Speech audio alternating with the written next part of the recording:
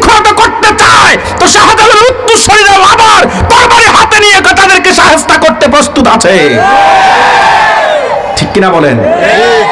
আজকে ভারতের প্রেসক্রিপশনে রয়ের দালালি করে হিন্দুরা বাংলাদেশে একটা সাম্প্রদায়িক দাঙ্গা লাগাতে চায়। ঠিক কিনা বলেন?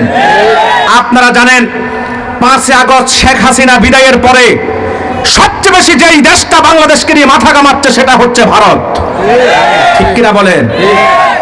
তারা ইসকনকে কাজে লাগাচ্ছে। চট্টগ্রামে এক আইনজীবীকে তারা প্রকাশ্যে, মুসলিম আইনজীবীকে তারা জবাই করেছে। নাউজুবিল্লাহ বলবেন না? এই স্পট দে ইসকন পায় কোথায়? আমি তারপর দিন আমার বক্তব্যে বলেছি, মনে রেখো উগ্রবাদী হিন্দু সম্প্রদায় এটা দিল্লি না, এটা আসাম না, এটা কাশ্মীর না, এটা গুজরাট না, এটা বার্মা না, এটা শাহজালালের পূর্ণভূমি বাংলাদেশ। ঠিক কিনা বলেন? এটা 92% মুসলমানের দেশ। এখানে যদি দিল্লির প্রেসক্রিপশনে যদি তোমরা বিশৃঙ্খলা সৃষ্টি করতে চাও, 16 কোটি মুসলমান ঐক্যবদ্ধভাবে তোমাদেরকে প্রতিহত করবো। ঠিক কিনা বলেন? আমি আমার বক্তব্যে বলেছিলাম, যদি তোমরা বেশি বাড়াবাড়ি করো তো আমরা ঐক্যবদ্ধভাবে যদি তোমাদেরকে প্রতিহত করি তো বাংলাদেশ ছেড়ে দিল্লি পালানোর জন্য বর্ডার খুঁজে পাবা না। ঠিক কিনা বলেন?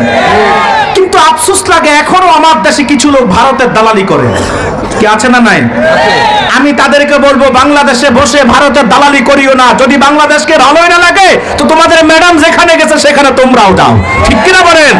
তারপরে বাংলাদেশে বসে ভারতের দালালি চলবে না। ঠিক কিনা বলেন?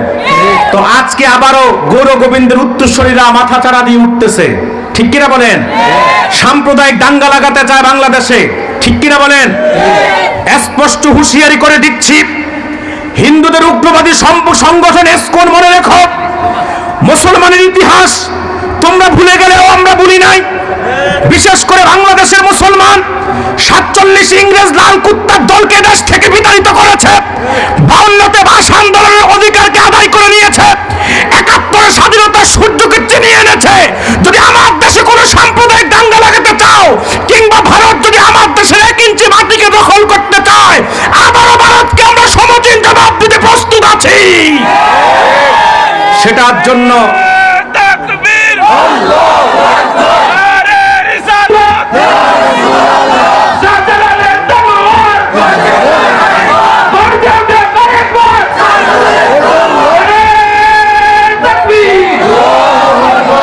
সেটার জন্য দিল্লিকে মনে করিয়ে দেয়, দিল্লি তোমাদের কাছে হয়তো বিমান আছে, কামান আছে, অস্ত্র আছে, যুদ্ধের সরঞ্জাম আছে, তবে মনে রেখো আমরা শাহজালালের উত্তরসূরি, আমাদের ঈমান আর তাকবীরের ধ্বনির কাছে তোমাদের সকল অস্ত্রের মোকাবেলা ব্যর্থ হয়ে যাবে। ঠিক কিনা বলেন? তো আবারও হয়তো আপনাদেরকে তাকবীরের প্রয়োজন হতে পারে। শাহজালালের উত্তরসূরি সর্বোচ্চ কণ্ঠে ঈমানি আওয়াজে কি তাকবীর দিতে পারবেন? নিজেদেরকে তৈরি করতে পারবেন?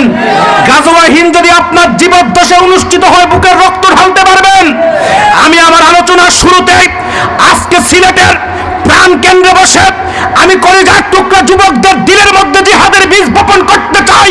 যুবক মনে রেখো, রাসূলুল্লাহর সঙ্গে হয়তো তোমার বদরে যাওয়ার সুযোগ হয় নাই, রাসূলুল্লাহর সঙ্গে তোমার তাবুক, খন্দক, উহুদে যাওয়ার সুযোগ হয় নাই, তুমি ইমাম হুসাইনের সাথে কারবালার ময়দানে যাওয়ার সুযোগ হয় নাই, বালাকোটের ময়দানে সৈয়দ আহমদ বেল্লবীর সঙ্গী হওয়ার তৌফিক আল্লাহ আমাদেরকে দেয় নাই। কিন্তু তোমার আমার জীবদ্দশায় যদি হিন্দুস্তানের বিরুদ্ধে জিহাদ হয়, গাজওয়া হিন্দ যদি অনুষ্ঠিত হয়, তো 1 সাগর রক্তের বিনিময়ে দিল্লিতে কালিমার পতাকা উড়ানো সম্ভব হবে। সেই রক্ত যদি তোমাকে ঢালার প্রয়োজন হয়, যুবক কে কে প্রস্তুত আছে বুকের রক্ত ঢেলে দিতে? হাত তুলে আল্লাহকে দেখাও।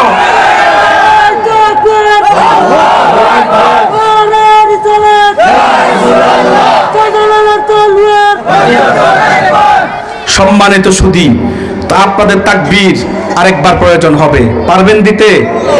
আর আপনাদের তাকবীরে তেজও আছে, কারণ আপনারা শাহজালালের উত্তরসূরি। তো সর্বোচ্চ কণ্ঠে 3টা তাকবীর দেন, নারায়ে তাকবীর। জবান খুলে দেন, নারায়ে তাকবীর। আরেকটা আওয়াজ করে দেন, গোটা এলাকাটাকে কাঁপায়া দেন, নারায়ে তাকবীর। নারায়ে রিসালাত, আহলে সুন্নাত ওয়াল জামাত। আল্লাহ আমাদের তাকবীরকে তুমি কবুল করে নাও, বলি আল্লাহুম্মা আমিন। সম্মানিত